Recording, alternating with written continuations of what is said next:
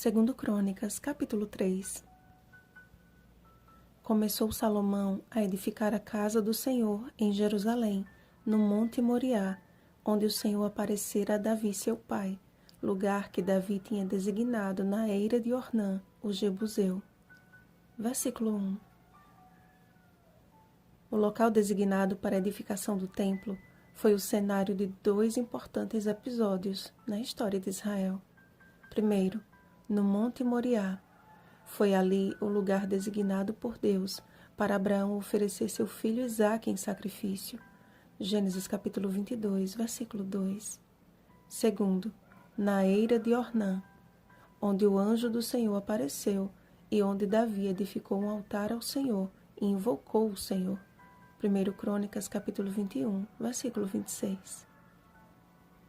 Desde o momento em que a voz de Deus foi ali ouvida por Abraão, o primeiro patriarca de Israel, eu creio que o Senhor selou o pavimento daquele lugar com a presença de anjos, aguardando com expectativa o erguimento do sagrado edifício.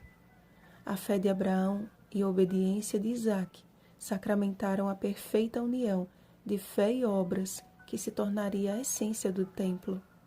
A oferta de Davi, mediante genuíno arrependimento e confissão diante de Deus, prefigurou o propósito do templo, ser uma casa de oração para todos os povos.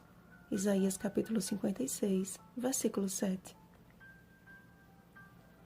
Não seria um templo religioso exclusivo para Israel, mas um convite do Criador para que todos o invocassem. Do alto lugar, a manifestação da glória do Senhor iluminava toda a terra, e tendo o ouro como principal matéria-prima, a casa de Deus reluzia em seu esplendor como a joia de Israel. Não era, porém, o ouro, as pedras preciosas ou a grande quantidade de madeira que deveriam atrair os adoradores, e sim o poder da palavra que liberta. Fosse aquele lugar o centro de ensino das Escrituras, sob a liderança de homens tementes a Deus, e o Senhor o teria conservado como fonte a jorrar para a vida eterna. Mas a glória que era devida somente ao Senhor foi transmitida para o adornado templo, pecado que encontraria sua consequência com a destruição do templo por Nabucodonosor. Como santuários do Espírito Santo, a pergunta é: para quem a honra e a glória?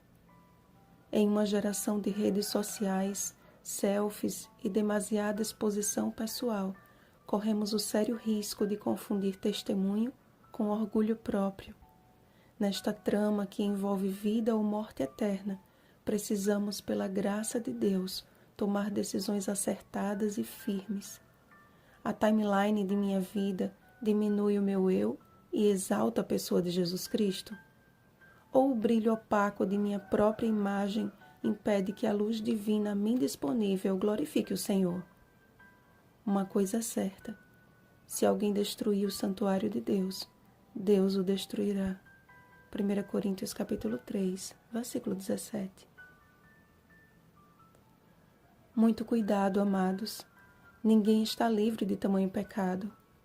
Quando o povo de Deus estiver de mãos dadas, fechado o círculo da verdadeira piedade, quando cada um em sua esfera de atuação dada pelo Espírito Santo, entender que o seu papel na missão deve fundir-se com o de todos os que amam a vinda do Senhor, então o mundo reconhecerá que há na terra um povo peculiar que não negocia princípios e que caminha numa mesma direção, a Igreja do Deus vivo, coluna e baluarte da verdade. 1 Timóteo capítulo 3, versículo 15. Assim brilhe também a vossa luz diante dos homens, para que vejam as vossas boas obras e glorifiquem a vosso Pai, que está nos céus. Mateus capítulo 5, versículo 16.